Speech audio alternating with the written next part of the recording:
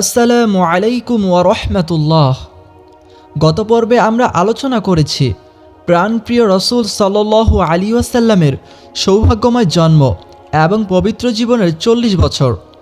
ইনশাআল্লাহ আজকের পর্বে আলোচনা করব রসুলুল্লাহ সাল্লাল্লাহু আলাইহি ওয়াসাল্লামের নবুয়তি জীবন, রিসালাত ও দাওয়াত সম্পর্কে। আল্লাহ রসুল সাল্লাল্লাহু আলাইহি ওয়াসাল্লামের সম্পূর্ণ জীবনীটি অন্তত একবার হলেও শোনার চেষ্টা করবেন ইনশাআল্লাহ। আর ভিডিওটি ভালো লাগলে একটি লাইক দিয়ে চ্যানেলটি সাবস্ক্রাইব করবেন। পয়গম্বরী যুগ, পবিত্র জীবনের মক্কা অবস্থানকাল, দাওয়াতের সময়কাল ও স্তর।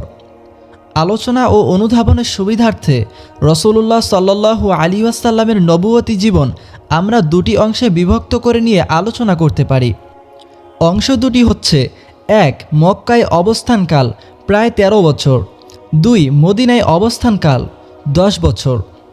রসুলুল্লাহ সাল্লাল্লাহু আলাইহি ওয়াসাল্লামের মক্কায় অবস্থানকাল এবং কর্মপ্রক্রিয়াকে 3টি অনুক্রমিক স্তরে বিভক্ত করে নিয়ে আলোচনা করা যেতে পারে। সেগুলো হচ্ছে: 1.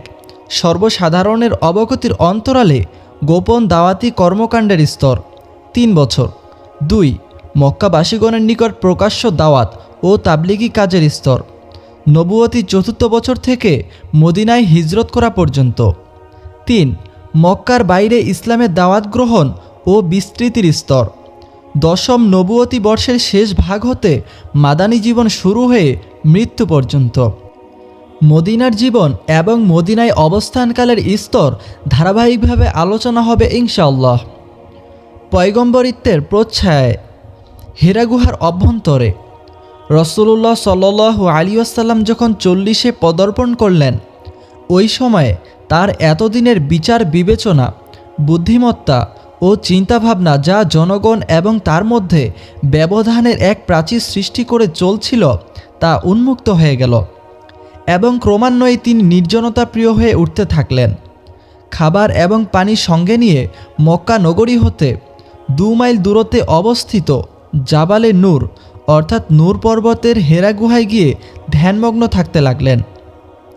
এটা হচ্ছে ক্ষুদ্র আকার আয়তনের একটি গুহা। এর দৈর্ঘ্য হচ্ছে 4 গজ এবং প্রস্থ হচ্ছে 1.25 গজ। এর নিচ দিকটা তেমন গভীর ছিল না। একটি ছোট্ট পথের প্রান্তভাগে অবস্থিত পর্বতের উপরি অংশের একত্রে মিলেমিশে ঠিক এমন একটি আকার আকৃতি ধারণ করেছিল যা শোভাযাত্রার পুরোভাগে অবস্থিত আরোহী শূন্য সুসজ্জিত অশ্বের মতো দেখায়। পুরো রমজান রসুলুল্লাহ সাল্লাল্লাহু আলাইহি ওয়াসাল্লাম হিরা গুহায় অবস্থান করে আল্লাহ তাআলার ইবাদত বন্দেগীতে লিপ্ত থাকতেন।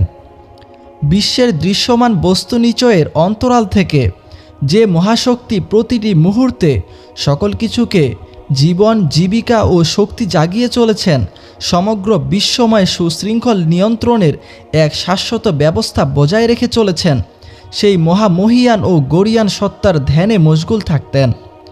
স্বগোত্রীয় লোকেদের অর্থহীন বহুত্ববাদী বিশ্বাস ও পৌত্তলিক ধ্যানধারণা তার অন্তরে দারুণ প্রতিক্রিয়া সৃষ্টি করত। কিন্তু তার সামনে এমন কোনো পথ খোলা ছিল না যে পথ ধরে তিনি শান্তি ও স্বস্তির সঙ্গে পদচারণা করতে সক্ষম হতেন। রসুলুল্লাহ সাল্লাল্লাহু আলাইহি ওয়াসাল্লাম এর নির্জন প্রিয়তা ছিল প্রকৃতপক্ষে আল্লাহ তাআলার ব্যবস্থাপনার একটি অংশ। এভাবে আল্লাহ তাআলা ভবিষ্যতের এক মহতী কর্মসূচির জন্য তাকে প্রস্তুত করে নিচ্ছিলেন। যে আত্মার নসিবে নবুয়তরূপী এক মহান আসমানি নেয়ামত নির্ধারিত হয়ে গিয়েছে এবং যিনি পথভ্রষ্ট ও অধপতিত মানুষকে সঠিক পথ নির্দেশনা দিয়ে ধন্য করবেন, তার জন্য যথার্থই প্রয়োজন সমাজ জীবনের যাবতীয় ব্যস্ততা, জীবনযাত্রা নির্বাহের যাবতীয় ঝামেলা এবং সমস্যা থেকে মুক্ত থেকে নির্জনতা অবলম্বনের মাধ্যমে আল্লাহ তাআলার নৈকট্য লাভ করা। আল্লাহ তাআলা যখন মুহাম্মদ সাল্লাল্লাহু আলাইহি ওয়াসাল্লামকে বিশ্ব ব্যবস্থায় সবচেয়ে মর্যাদাশীল ও দায়িত্বশীল আমানতদার মনোনীত করে তার কাঁধে দায়িত্বভার অর্পণের মাধ্যমে বিশ্ব মানবের জীবনবিধানের রূপরেখা পরিবর্তন এবং অর্থহীন আদর্শের জঞ্জাল সরিয়ে শাশ্বত আদর্শের আঙ্গিকে ইতিহাসের পরিমার্জিত ধারা প্রবর্তন করতে চাইলেন, তখন নবুয়ত প্রদানের 3 বছর পূর্ব হতেই তার জন্য 1 মাসব্যাপী নির্জনতা অবলম্বন অপরিহার্য করে দিলেন, যাতে তিনি গভীর ধ্যানের সূত্র ধরে দিব্যজ্ঞান লাভের পথে অগ্রসর হতে সক্ষম হন। নির্জন হেরা গুহার সেই ধ্যানমগ্ন অবস্থায় তিনি বিশ্বের আধ্যাত্মিক জগতে পরিভ্রমণ করতেন এবং সকল অস্তিত্বের অন্তরালে লুকায়িত অদৃশ্য রহস্য সম্পর্কে চিন্তাভাবনা ও গবেষণা করতেন, যাতে আল্লাহ তাআলার পক্ষ থেকে নির্দেশ আসা মাত্রই তিনি বাস্তবায়নের ব্যাপারে ব্রতী হতে পারেন। জিবরিল আলাইহিস সালামের আগমন।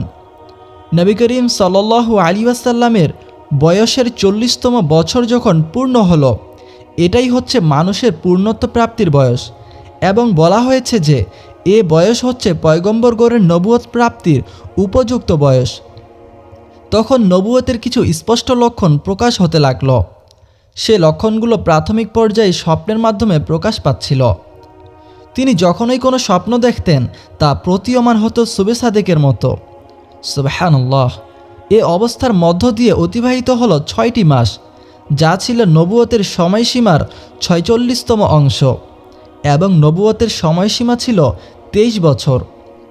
এরপর তিনি যখন হেরা গুহায় নিরবিচ্ছিন্ন ধ্যানে নিমগ্ন থাকতেন এবং এভাবে দিনের পর দিন, মাসের পর মাস এবং বছরের পর বছর অতিবাহিত হতে হতে 3য় বর্ষ অতিবাহিত হতে থাকল, তখন আল্লাহ তাআলা পৃথিবীর মানুষের উপর স্থায়ী রহমত বর্ষণের ইচ্ছে করলেন। সুবহানাল্লাহ। তারপর আল্লাহ রব্বুল আলামিন জিবরাইল আলাইহিস সালামের মাধ্যমে তার কুরআনুল কারীমের কয়েকটি আয়াতে কারিমা নাজিল করে মুহাম্মদ সাল্লাল্লাহু আলাইহি ওয়াসাল্লামকে নবুয়তের মহান মর্যাদা প্রদানে ভূষিত করেন। সুবহানাল্লাহ। বিভিন্ন ঘটনার সঙ্গে সম্পর্কযুক্ত প্রমাণাদি গভীরভাবে অনুধাবন করলেই জিবরাইল আলাইহিস সালামের আগমনের প্রকৃত দিন তারিখ ও সময় অবগত হওয়া সম্ভব হবে। আমাদের সন্ধানের ভিত্তিতে বলা যায় যে এ ঘটনা সংঘটিত হয়েছিল রমজান মাসে 21 তারিখ সোমবার দিবাগত রাত্রে। খ্রিস্টীয় হিসাব অনুযায়ী ছিল 610 খ্রিস্টাব্দের 10ই আগস্ট। চন্দ্রমাসের হিসাব অনুযায়ী নবী করিম সাল্লাল্লাহু আলাইহি ওয়াসাল্লামের বয়স ছিল 40 বছর 6 মাস 12 দিন, এবং সৌর হিসাব অনুযায়ী ছিল 39 বছর 3 মাস 20 দিন। নবী করিম সাল্লাল্লাহু আলাইহি ওয়াসাল্লাম ফিহিল কুরআন এবং ইন্না আনজালনাহু ফি লাইলাতিল কদর। দ্বিতীয় মতটি গ্রহণযোগ্য হওয়ার আরও একটি কারণ হচ্ছে নবী করিম সাল্লাল্লাহু আলাইহি ওয়াসাল্লাম রমজান মাসেই হেরা গুহায় অবস্থান করতেন, এবং এটাও জানা যায় যে জিবরাইল আলাইহিস সালাম সেখানে আগমন করতেন। অধিকন্তু যারা রমজান মাসে ওহী অবতীর্ণ হওয়ার কথা বলেছেন, কোন তারিখে তা অবতীর্ণ হয়েছিল সে ব্যাপারেও বিভিন্ন মত ব্যক্ত করেছেন। কেউ কেউ বলেছেন রমজান মাসের 7 তারিখে, কেউ বলেছেন 17 তারিখে, কেউ বা আবার বলেছেন 18 তারিখে তা অবতীর্ণ হয়েছিল। আল্লামা খুজরি অত্যন্ত জোরের সঙ্গে বলেছেন যে তারিখটি ছিল 17ই রমজান। শাইখুল হাদিস আল্লামা সফিউর রহমান মুবারকপুরী রহমতুল্লাহ আলাইয়ের মতে 21শে রমজান এর জন্য গ্রহণযোগ্য যে যদিও এটার সপক্ষে কেউ নেই, তবুও অধিক সংখ্যক চরিতকার এ ব্যাপারে একমত হয়েছেন যে রাসূলুল্লাহ সাল্লাল্লাহু আলাইহি ওয়াসাল্লামের নবুয়ত প্রাপ্তির দিনটি ছিল সোমবার।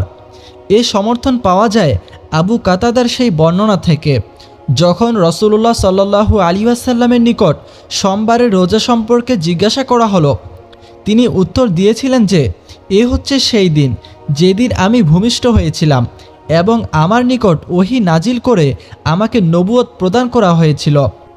সহিহ মুসলিম প্রথম খণ্ড 368 পৃষ্ঠা, মুসনাদে আহমদ 297 পৃষ্ঠা। সেই রমজান মাসে সোমবার হয়েছিল 7, 14, 21 ও 28 তারিখগুলোতে। এদিকে সহিহ হাদিস সূত্রে এটা প্রমাণিত ও স্বীকৃত হয়েছে যে পবিত্র কদর রাত্রি রমজান মাসের শেষ 10 দিনের মধ্যে বিজোড় রাত্রিগুলোকেই ধরা হয়ে থাকে। এখন আমরা একদিকে কুরআন কারিম থেকে অবগত হচ্ছি যে আল্লাহ তাআলা বলেছেন ইন্না আনজালনাহু ফি লাইলাতিল কদর। তাছাড়া আবু কাতাদার বর্ণিত হাদিস সূত্রে জানা যায় যে রাসূলুল্লাহ সাল্লাল্লাহু আলাইহি ওয়াসাল্লাম সোমবার দিবস নবুয়ত প্রাপ্ত হয়েছিলেন। তৃতীয় সূত্রে পঞ্জিকার হিসেবে জানা যায় ওই বছর রমজান মাসে কোন কোন তারিখ সোমবার ছিল। অতএব নির্দিষ্টভাবে জানা যায় যে নবী করিম সাল্লাল্লাহু আলাইহি ওয়াসাল্লাম নবুয়ত প্রাপ্ত হয়েছিলেন 21শে রমজানের রাত্রিতে। সুতরাং এটা ছিল ওহী অবতীর্ণ হওয়ার প্রথম রাত। আসুন এখন আমরা উম্মুল মুমিনিন আয়েশা রাদিয়াল্লাহু আনহা এর বর্ণনা থেকে বিস্তারিত বিবরণ জেনে নেই। এটা নৈসর্গিক নূর বা আসমানি দীপ্তির মতো এমন এক আলোকরশ্মি ছিল যা প্রকাশের সঙ্গে সঙ্গে অবিশ্বাস ও ভ্রষ্টতার অন্ধকার বিদীর্ণ হতে থাকে, জীবনের গতিধারা পরিবর্তিত হতে থাকে এবং ইতিহাসের পট পরিবর্তিত হয়ে নতুন নতুন অধ্যায়ের সৃষ্টি হতে থাকে। আয়েশা রাদিয়াল্লাহু আনহা বলেছেন, রাসূলুল্লাহ সাল্লাল্লাহু আলাইহি ওয়াসাল্লামের নিকট ওহী অবতীর্ণ হয়েছিল ঘুমের অবস্থায় স্বপ্নযোগে। তিনি যখন যে স্বপ্নই দেখতেন তা প্রভাত রশ্মির মতো প্রকাশিত হতো। তারপর ক্রমান্বয়ে তিনি নির্জন প্রিয়তা হতে থাকলেন। নিরবিচ্ছিন্ন নির্জনতায় ধ্যানমগ্ন থাকার সুবিধার্থে তিনি হেরা গুহায় অবস্থান করতেন। কোনো কোনো সময় গৃহে প্রত্যাবর্তন না করে রাতের পর রাত তিনি ইবাদত বন্দেগী এবং গভীর ধ্যানে নিমগ্ন থাকতেন। এজন্য খাদ্য এবং পানীয় সঙ্গে নিয়ে যেতেন। সেসব ফুরিয়ে গেলে পুনরায় তিনি গৃহে প্রত্যাবর্তন করতেন। পূর্বের মতো খাদ্য এবং পানীয় সঙ্গে নিয়ে পুনরায় তিনি হেরা গুহায় গিয়ে ধ্যানমগ্ন হতেন। ওহী নাজিলের মাধ্যমে তার নিকট সত্য প্রকাশিত না হওয়া পর্যন্ত এভাবেই তিনি হেরা গুহার নির্জনতায় অবস্থান করতে থাকেন। এমনভাবে একদিন তিনি যখন ধ্যানমগ্ন অবস্থায় ছিলেন তখন আল্লাহর দূত জিবরাইল আলাইহিস সালাম তার নিকট আগমন করে বললেন, ইকরা, অর্থাৎ তুমি পড়ো। তিনি বললেন, পড়ার অভ্যাস আমার নেই। তারপর তিনি তাকে অত্যন্ত শক্তভাবে ধরে আলিঙ্গন করলেন এবং ছেড়ে দিয়ে বললেন, তুমি পড়ো। তিনি আবারও বললেন, আমার পড়ার অভ্যাস নেই। তারপর তৃতীয় দফায় আমাকে আলিঙ্গনবদ্ধ করার পর ছেড়ে দিয়ে বললেন, পড়ো। ইকরা বিসমি রব্বিকাল্লাযী খলাক, খলাকাল ইনসানা মিন আলাক, ইকরা ওয়া রব্বুকাল আকরাম আল্লাযী আল্লামা বিল কলম, আল্লামাল ইনসানা মা লাম ইয়ালাম। অর্থাৎ, হে মুহাম্মদ, তুমি পড়ো, পড়ো তোমার মালিকের নামে, যিনি সৃষ্টি করেছেন, যিনি মানুষকে সৃষ্টি করেছেন জমাট বাঁধা রক্ত থেকে। তুমি পড়ো এবং জেনে রাখো তোমার রব বড় মেহেরবান। তিনি মানুষকে কলম দ্বারা জ্ঞান শিখিয়েছেন। তিনি মানুষকে এমন কিছু শিখিয়েছেন যা তিনি না শেখালে সে কখনো জানতে পারত না।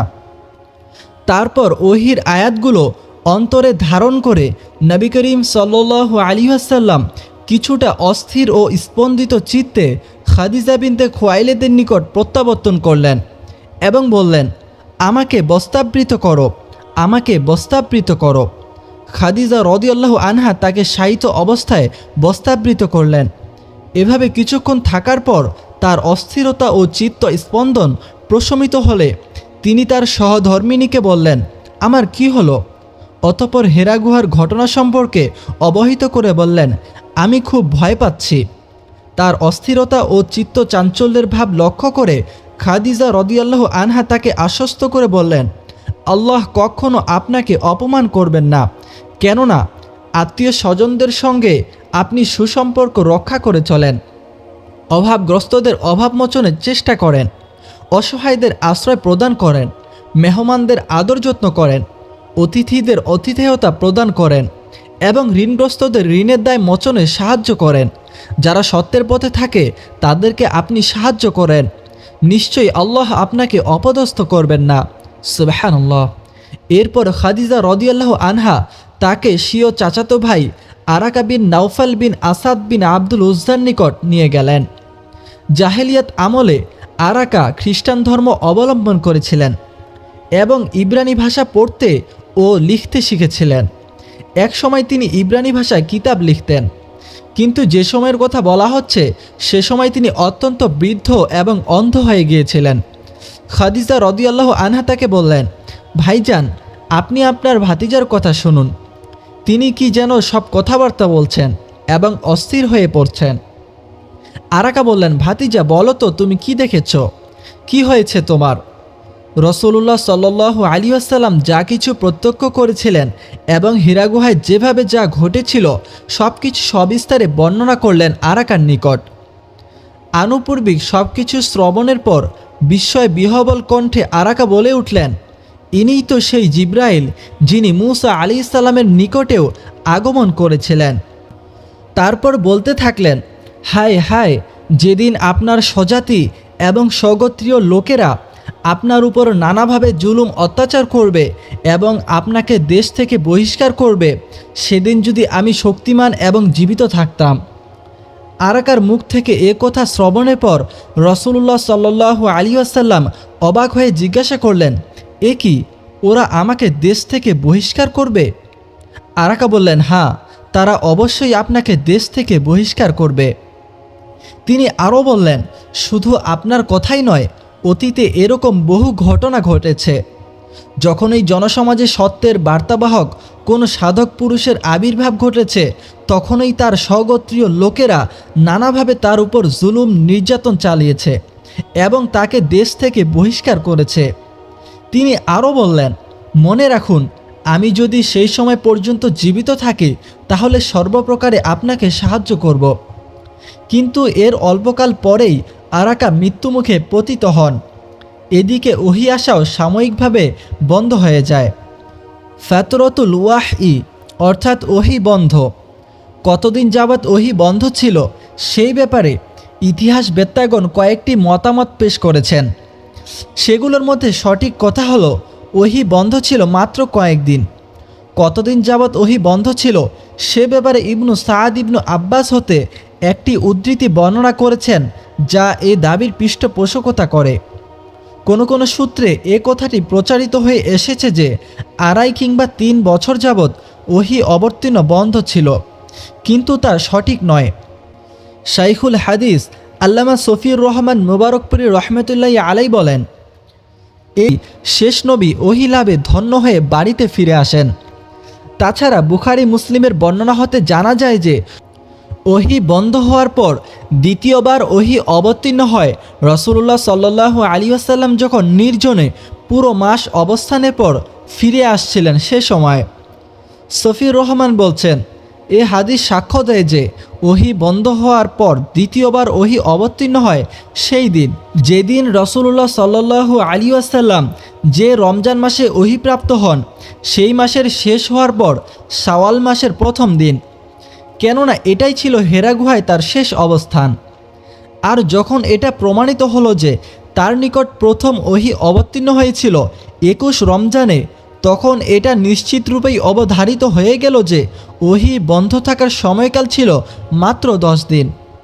অতঃপর নবুয়তের প্রথম বছর শাওয়াল মাসের প্রথম দিবস শুক্রবার সকালে পুনরায় ওহী অবতীর্ণ হয়। হতে পারে এর রহস্য হচ্ছে রমজানের শেষ 10 দিন নির্জনে অবস্থান এবং ইতিকাফ পূর্ণকরণ এবং শাওয়ালের প্রথম দিবসকে উম্মতে মুহাম্মাদির জন্য ঈদের দিন হিসেবে বিশেষত্ব দান। আল্লাহই অধিক জ্ঞাত। ওহী বন্ধ থাকার সময় রাসূলুল্লাহ সাল্লাল্লাহু আলাইহি ওয়াসাল্লাম অত্যন্ত চিন্তিত এবং বিচলিত বোধ করতেন। সহিহুল বুখারী শরীফের তাবারি অর্থাৎ স্বপ্নের ব্যাখ্যা পর্বে বর্ণিত হয়েছে যে ওহী বন্ধ হয়ে গেলে রাসূলুল্লাহ সাল্লাল্লাহু আলাইহি ওয়াসাল্লাম এতই বিচলিত ও বিব্রত বোধ করতেন এবং তার দুশ্চিন্তা ও অস্বস্তিবোধ এতই অধিক বৃদ্ধি পেত যে পর্বত শিখর হতে ঝাঁপ দিয়ে মৃত্যুবরণ করার জন্য তিনি মনস্থির করে ফেলতেন। কিন্তু এ উদ্দেশ্যে যখনই তিনি পর্বত শীর্ষে আরোহণ করেছেন, তখন জিবরাইল আলাইহিসসালাম তার দৃষ্টিগোচর হয়েছেন। জিবরাইল আলাইহিসসালাম তাকে লক্ষ্য করে বলছেন, হে মুহাম্মদ সাল্লাল্লাহু আলাইহি ওয়াসাল্লাম, আপনি আল্লাহর সত্য নবী। সুবহানাল্লাহ। এতদ শ্রবণে তার প্রাণের অস্বস্তি ভাব স্তিমিত হয়ে আসত, মনে লাভ করতেন অনাবিল শান্তি, তারপর ফিরে আসতেন গৃহে। আবারও কোনো সময় কিছু বেশি দিনের জন্য ওহী বন্ধ থাকলে একই অবস্থার পুনরাবৃত্তি হতো। জিবরিলুন ইয়ানজিলু বিল ওয়াহয়ি মাররাতান সানিয়াহ, অর্থাৎ পুনরায় ওহীসহ জিবরাইল আলাইহিসসালামের আগমন। হাফেজ ইবনু হাজার বলেন যে নবী সাল্লাল্লাহু আলাইহি ওয়াসাল্লামের উপর প্রথম ওহী অবতীর্ণ হওয়ার সময় তিনি কিছুটা ভয়ভীতির সঙ্গে বিস্ময়াভিভূত হয়ে পড়েন। তার মানসিকতার ক্ষেত্রে কিছুটা বিহ্বলতার ভাবও পরিলক্ষিত হতে থাকে। এ প্রেক্ষিতেই আল্লাহ রব্বুল আলামিন কিছুদিন ওহী নাজিল বন্ধ রাখেন। যাতে তিনি স্বাভাবিক অবস্থায় ফিরে যাওয়ার সুযোগ লাভ করেন। ঠিক তাই হলো। নবী করিম সাল্লাল্লাহু আলাইহি ওয়াসাল্লাম প্রথম ওহী নাজিলের অসুবিধা থেকে মুক্ত হয়ে যখন মন মানসিকতার ক্ষেত্রে স্বাভাবিক হয়ে উঠলেন, ওহী গ্রহণের জন্য মানসিকভাবে যখন প্রস্তুত হয়ে গেলেন, তখন জিবরাইল আলাইহিস সালাম পুনরায় ওহী নিয়ে আগমন করলেন। সহিহুল বুখারীতে জাবির বিন আবদুল্লাহ রাদিয়াল্লাহু আনহু হতে বর্ণিত আছে যে, ঘটনার বর্ণনা প্রসঙ্গে রাসূলুল্লাহ সাল্লাল্লাহু আলাইহি ওয়াসাল্লাম বলেছেন, আমি পথ ধরে চলছিলাম, এমন সময় হঠাৎ আকাশ থেকে একটি আওয়াজ আমার শ্রুতিগোচর হলো। আকাশের দিকে দৃষ্টি নিক্ষেপ করতেই আমি সেই ফেরেশতাকে দেখতে পেলাম যিনি আমার নিকট হেরা গুহায় আগমন করেছিলেন। তিনি আকাশ ও পৃথিবীর মধ্যস্থানে কুরসিতে উপবিষ্ট ছিলেন। ভয়ে বিস্ময়ে আমার দৃষ্টি অবনত হয়ে এলো। তারপর আমার সহধর্মিনীর নিকট এসে বললাম, আমাকে চাদর দিয়ে ঢেকে দাও। তিনি আমাকে চাদর দিয়ে ঢেকে দিলেন। তারপর আল্লাহ তাআলা বলেন, ওহে বস্ত্র আবৃত ব্যক্তি, ওঠো, সতর্ক করো, আর তোমার প্রতিপালকের শ্রেষ্ঠত্ব ঘোষণা করো। তোমার পোশাক পরিচ্ছদ পবিত্র রাখো, যাবতীয় অপবিত্র থেকে দূরে থাকো। সূরা মুদ্দাসির 1 থেকে 5 আয়াত পর্যন্ত ওহী অবতীর্ণ করেন। এরপর থেকে অবিরামভাবে ওহী অবতীর্ণ হতে থাকে। সহিহুল বুখারী এ প্রসঙ্গে অন্যান্য কিছু অধিক বর্ণিত হয়েছে। নবী সাল্লাল্লাহু আলাইহি ওয়াসাল্লাম বলেন, আমি হেরায় ইতিকাফ করি। যখন আমার ইতিকাফ সম্পন্ন হয় তখন আমি নিচে অবতরণ করি। সে সময় আমি বাতনে ওয়াদি অতিক্রম করি, তখন আমাকে ডাক দেয়া হয়। আমি তাকাই ডানে বামে সামনে পিছনে, কিন্তু কিছুই দেখতে পাই না। এরপর যখন উপরে দৃষ্টিপাত করি তখন এক ফেরেশতাকে দেখতে পাই। যে বছর রমজান মাসে গারে হেরায় ইতিকাফ করেছিলেন এবং যে রমজান মাসে তার উপর ওহী অবতীর্ণ হয় তা ছিল তৃতীয় রমজান, অর্থাৎ শেষ রমজান। তার নিয়ম ছিল, যখন তার রমজানের ইতিকাফ পূর্ণ হতো তখন তিনি প্রথম শাওয়ালে প্রত্যুষেই মক্কা প্রত্যাবর্তন করতেন। উপরে উল্লেখিত বর্ণনার সঙ্গে এই কথাটি জুড়ে দিলে এটা দাঁড়ায় যে, ইয়া আইয়ুহাল মুদ্দাসির, অর্থাৎ হে বস্ত্রাবৃত ব্যক্তি, ওহীটি প্রথম ওহীর 10 দিন পরে প্রথম শাওয়ালে অবতীর্ণ হয়েছিল, অর্থাৎ ওহী বন্ধের পূর্ণ সময়কাল ছিল 10 দিন। এ কটি আয়াত নবুয়তের প্রাথমিক অবস্থায় ওহী বন্ধ হওয়ার কয়েকদিন পর অবতীর্ণ হয়। তার উপর দায়িত্ব অর্পণের 2টি স্তর রয়েছে যা ধারাবাহিকভাবে বর্ণনা করা হলো। প্রথমত, রাসূলুল্লাহ সাল্লাল্লাহু আলাইহি ওয়াসাল্লামের উপর নবুয়তের প্রচার ও ভীতি প্রদর্শনের দায়িত্ব অর্পণ। এ মর্মে আল্লাহর বাণী, কুম ফাআনজির, অর্থাৎ মানবমণ্ডলী অজ্ঞতা, পাপাচার, পথভ্রষ্টতা, মহান আল্লাহর ব্যতীত বাতিল উপাস্যের ইবাদত করা, তার সত্তা, গুণাবলী, তার হক ও কর্মসমূহের সঙ্গে শিরক বা অংশী স্থাপন করা থেকে যদি বিরত না হয় তবে তাদেরকে আল্লাহর কঠিন আযাব সম্পর্কে ভীতি প্রদর্শন করো। দ্বিতীয়ত, রাসূলুল্লাহ সাল্লাল্লাহু আলাইহি ওয়াসাল্লামের উপর আল্লাহর নির্দেশিত বিষয়সমূহের সঙ্গে তার সত্তার সমন্বয় সাধন করা এবং তার উপর স্বয়ং অটল থাকা। ওই সব বিষয়কে কেবলমাত্র আল্লাহর সন্তুষ্টির জন্যই সযত্নে সংরক্ষণ করা। আর যারা আল্লাহ তাআলার উপর বিশ্বাস স্থাপন করবে তাদের জন্য একটি উত্তম আদর্শ বনে যাওয়া। যথা পরবর্তী আয়াতে আল্লাহ তাআলা ইরশাদ করেছেন, ও রব্বাকা ফাকাব্বির, অর্থাৎ একনিষ্ঠভাবে তার বরত্ব ঘোষণা করো এবং তার সঙ্গে আর কাউকে শরিক করো না। এরপর আল্লাহ তাআলা বলেন, ওয়াসিয়াবাকা ফাতাহহির, এর বাহ্যিক অর্থ শরীর ও কাপড় চোপড়ের পবিত্রতা অর্জন। কেননা যে ব্যক্তি আল্লাহর সামনে দণ্ডায়মান হবে তার জন্য এটা শোভনীয় নয় যে সে অপবিত্র ও নোংরা অবস্থায় দণ্ডায়মান হবে। আর এখানে প্রকৃতপক্ষে যে পবিত্রতা উদ্দেশ্য তা হচ্ছে যাবতীয় শিরক ও পাপকর্ম থেকে বিরত থাকা এবং উত্তম চরিত্রে ভূষিত হওয়া। ওয়ার রুজজা ফাহজুর, অর্থাৎ আল্লাহর অসন্তোষ ও শাস্তি অবধারিত হওয়ার কারণসমূহ থেকে নিজেকে বিরত রাখো। অধিকন্তর তার আনুগত্যকে দৃঢ়ভাবে আঁকড়ে ধরো এবং পাপকর্ম পরিহার করো। আল্লাহ বলেন, ওয়ালা তামনুন তাস্তাকসির, অর্থাৎ তুমি যেসব উত্তম আমল করো না কেন মানুষের নিকট তার প্রতিদান কামনা করো না, অথবা এর বিনিময়ে দুনিয়াতে আল্লাহর কাছে এর চেয়ে কোনো ভালো ফলাফল আশা করো না। পরবর্তী আয়াতসমূহে মানুষদেরকে এক আল্লাহর দিকে আহ্বান করা, তাদেরকে তার শাস্তি ও পাকড়াও থেকে ভীতি প্রদর্শন এবং দিনের কারণে মানুষের পক্ষ থেকে যে বিরোধিতার সম্মুখীন হবেন, তাদের দ্বারা অত্যাচারিত নির্যাতিত হবেন, ওই সব বিষয়ে সতর্ক করা হয়েছে। অতঃপর আল্লাহ তাআলা ইরশাদ করেন, ওয়ালি রব্বিকা ফাসবির, অর্থাৎ আপনি আপনার পরওয়ারদিগারের সন্তুষ্টি অর্জনার্থে ধৈর্য ধারণ করুন।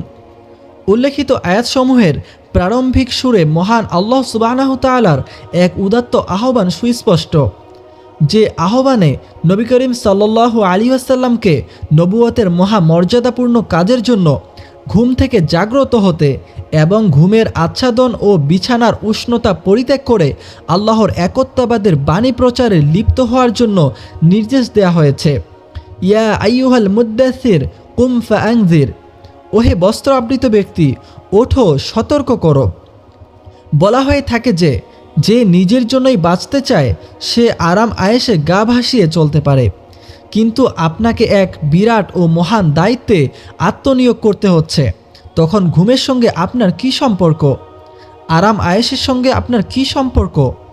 আপনার গরম বিছানার কি প্রয়োজন? আরাম আয়েশ স্নিগ্ধ শয্যা থেকে টেনে বের করে এনে দুশ্চিন্তা, দুর্ভাবনা এবং দুঃখ কষ্টের অথৈ সাগরে নিক্ষেপ করে দিল। এনে দাঁড় করিয়ে দিল মানুষের বাহ্যিক পোশাকি আচরণ এবং শঠতাপূর্ণ অভ্যন্তরীণ প্রকৃতিগত দ্বিধাদ্বন্দ্বের দারুণ টানাপোড়েনের মাধ্যমে। তারপর নবী করিম সাল্লাল্লাহু আলাইহি ওয়াসাল্লাম তার অবস্থা এবং দায়িত্ব কর্তব্য সম্পর্কে সজাগ হয়ে গেলেন এবং ২০ বছরেরও অধিককাল যাবৎ সেই জাগ্রত অবস্থার মধ্য দিয়েই অতিবাহিত করলেন। এ দীর্ঘকাল যাবৎ সুখ, শান্তি, আরাম আয়েশ বলতে তার আর কিছুই রইল না। সব কিছুকেই তিনি করলেন বিসর্জন। তার জীবন নিজের কিংবা পরিবার পরিজনদের জন্য আর রইল না। তার জীবন রইল আল্লাহর কাজের জন্য দায়বদ্ধ। তার কাজ ছিল আল্লাহর প্রতি বিশ্ববাসীকে আহ্বান জানানো, বিশ্বের বুক থেকে সর্বপ্রকার অসত্য, অন্যায় ও মিথ্যার মূলোৎপাটন এবং ন্যায় ও সত্যের প্রতিষ্ঠার জন্য মানুষকে পথ প্রদর্শন। আল্লাহর পথে আহ্বান, সত্যের প্রতিষ্ঠা ইত্যাদি কথাগুলো আপাত দৃষ্টিতে ততটা কঠিন কিংবা দুঃসাধ্য মনে নাও হতে পারে, কিন্তু প্রকৃতপক্ষে এর চেয়ে কঠিন এবং কষ্টসাধ্য কাজ পৃথিবীতে আর কিছুই হতে পারে না। আল্লাহু আকবার। রিসালাতের আমানত হচ্ছে বিশ্বের বুকে সবচেয়ে দায়িত্বপূর্ণ এবং দুর্বহ আমানত। এই আমানত হচ্ছে এক পক্ষে বিশ্বময় মানবের চরম উৎকর্ষ ও বিকাশের আমানত এবং অন্য পক্ষে যাবতীয় বাতিল এবং গায়রুল্লাহর প্রভাব প্রতিহত করে তাকে ধ্বংস করার আমানত। কাজেই তার কাঁধে যে বোঝা চাপানো হয়েছিল তা ছিল সমগ্র মানবতার বোঝা, সমস্ত মতবাদের বোঝা এবং ময়দানে ময়দানে জিহাদ ও তা প্রতিহত করার বোঝা। ২০ বছরেরও অধিক কাল যাবৎ অবিরামভাবে তিনি ব্যাপক ও বহুমুখী সংগ্রামের মধ্য দিয়ে জীবন অতিবাহিত করেন। সেই দীর্ঘকাল যাবৎ, অর্থাৎ যখন তিনি আসমানি আহ্বান শ্রবণের মাধ্যমে অত্যন্ত কঠিন ও কণ্টকময় দায়িত্বপ্রাপ্ত হলেন, তখন থেকেই তাকে কোনো এক অবস্থা অন্য কোনো অবস্থা সম্পর্কে বিন্দুমাত্র গাফেল কিংবা উদাসীন রাখতে পারেনি। আল্লাহ তাআলা তাকে আমাদের এবং সমগ্র মানবতার পক্ষ হতে উত্তম বিনিময় প্রদান করুন। আল্লাহুম্মা আমিন। আকসামুল ওয়াহই, অর্থাৎ ওহির প্রকারভেদ। ওহির প্রকৃতি এবং প্রকারভেদ সম্পর্কে আল্লামা ইবনুল কাইয়িম যে আলোচনা করেছেন তা হলো: ১. সত্য স্বপ্ন। নবুয়তের প্রাথমিক অবস্থায় স্বপ্নের মাধ্যমে নবী করিম সাল্লাল্লাহু আলাইহি ওয়াসাল্লামের উপর ওহী অবতীর্ণ হয়। ২. ফেরেশতা দেখা না দিয়ে, অর্থাৎ অদৃশ্য অবস্থান থেকেই রাসূলুল্লাহ সাল্লাল্লাহু আলাইহি ওয়াসাল্লামের অন্তরে ওহী প্রবেশ করিয়ে দেন। এ প্রসঙ্গে নবী করিম সাল্লাল্লাহু আলাইহি ওয়াসাল্লাম যেমনটি ইরশাদ করেছেন: জিবরিল আলাইহিস সালাম ফেরেশতা আমার অন্তরে এ কথা নিক্ষেপ করলেন যে কোনো আত্মা সে পর্যন্ত মৃত্যুবরণ করবে না যে পর্যন্ত তার ভাগ্যে যতটুকু খাদ্যের বরাদ্দ রয়েছে পুরোপুরিভাবে তা পেয়ে না যাবে। অতএব তোমরা আল্লাহকে সমীহ করো এবং রুজি অন্বেষণের জন্য ভালো পথ অবলম্বন করো। রুজি প্রাপ্তিতে বিলম্ব হওয়ায় তোমরা আল্লাহর অসন্তোষের পথে অন্বেষণ যেন উদ্ভূত না হও, কারণ আল্লাহর নিকট যা কিছু রয়েছে তা তার আনুগত্য ছাড়া পাওয়া দুষ্কর। 3. ফেরেশতা মানুষের আকৃতি ধারণপূর্বক নবী করিম সাল্লাল্লাহু আলাইহি ওয়াসাল্লামকে সম্বোধন করতেন। তারপর তিনি যা কিছু বলতেন নবী করিম সাল্লাল্লাহু আলাইহি ওয়াসাল্লাম তা মুখস্থ করে নিতেন। এ অবস্থায় সাহাবীগণ রাদিয়াল্লাহু আনহুমও ফেরেশতাকে দেখতে পেতেন। 4. ওহী অবতীর্ণ হওয়ার সময় নবী করিম সাল্লাল্লাহু আলাইহি ওয়াসাল্লামের নিকট ঘণ্টার টুনটুন ধ্বনির মতো ধ্বনি শোনা যেত। ওহী নাজিলের এটাই ছিল সবচেয়ে কঠিন অবস্থা। টুনটুন ধ্বনির সংকেত প্রকাশ করতে করতে ফেরেশতা ওহী নিয়ে আগমন করতেন এবং নবী করিম সাল্লাল্লাহু আলাইহি ওয়াসাল্লামের সঙ্গে সাক্ষাৎ করতেন। ওহী নাজিলের সময় কঠিন শীতের দিনেও রাসূলুল্লাহ সাল্লাল্লাহু আলাইহি ওয়াসাল্লামের কপাল থেকে ঘাম ঝরতে থাকত। আল্লাহু আকবার। তিনি উষ্ট্রের উপর আহরণরত অবস্থায় থাকলে উট বসে পড়ত। এক দফা এইভাবে ওহী নাজিল হওয়ার সময় রাসূলুল্লাহ সাল্লাল্লাহু আলাইহি ওয়াসাল্লামের উরু যায়েদ বিন সাবিত রাদিয়াল্লাহু আনহু এর উরুর উপর ছিল। তখন তার উরুতে এতই ভারবোধ হয়েছিল যে মনে হয়েছিল যেন উরু চূর্ণ হয়ে যাবে। আল্লাহু আকবার। 5. নবী করিম সাল্লাল্লাহু আলাইহি ওয়াসাল্লাম ফেরেশতাকে কোনো সময় নিজস্ব জন্মগত আকৃতিতে প্রত্যক্ষ করতেন এবং আল্লাহর ইচ্ছায় সেই অবস্থাতেই তিনি তার নিকট ওহী নিয়ে আগমন করতেন। নবী করিম সাল্লাল্লাহু আলাইহি ওয়াসাল্লামের এরকম অবস্থা দুবার সংঘটিত হয়েছিল, যা আল্লাহ তাআলা সূরা নাজমে উল্লেখ করেছেন। 6. পবিত্র মিরাজ রজনীতে রাসূলুল্লাহ সাল্লাল্লাহু আলাইহি ওয়াসাল্লাম যখন আকাশের উপর অবস্থান করছিলেন, সেই সময় আল্লাহ তাআলা সালাত এবং অন্যান্য বিষয় সম্পর্কে সরাসরি হুকুমের মাধ্যমে ওহীর ব্যবস্থা করেছিলেন। 7. আল্লাহ তাআলার সঙ্গে নবী করিম সাল্লাল্লাহু আলাইহি ওয়াসাল্লামের সরাসরি কথোপকথনটি যেমন হয়েছিল তেমনি মূসা আলাইহিস সালামের সঙ্গে হয়েছিল। মূসা আলাইহিস সালামের সঙ্গে আল্লাহ তাআলার কথোপকথন হয়েছিল, কুরআন কারিমে তা অকাট্যভাবে প্রমাণিত হয়েছে। কিন্তু আল্লাহ তাআলার সঙ্গে নবী করিম সাল্লাল্লাহু আলাইহি ওয়াসাল্লামের কথোপকথনের ব্যাপারটি হাদিস দ্বারা প্রমাণিত হয়েছে, কুরআন দ্বারা নয়। কোনো লোক পর্দা বা আবরণ ব্যতি রেখে আল্লাহ এবং তার রসুল সাল্লাল্লাহু আলাইহি ওয়াসাল্লামের সামনাসামনি কথোপকথনের মাধ্যমে ওহী নাজিলের অষ্টম রীতির কথা বলেছেন। কিন্তু ইসলামের পূর্বসূরীদের হতে শুরু করে পরবর্তীদের সময়কাল পর্যন্ত এ পদ্ধতিতে ওহী নাজিলের ব্যাপারে মতভেদ চলে আসছে।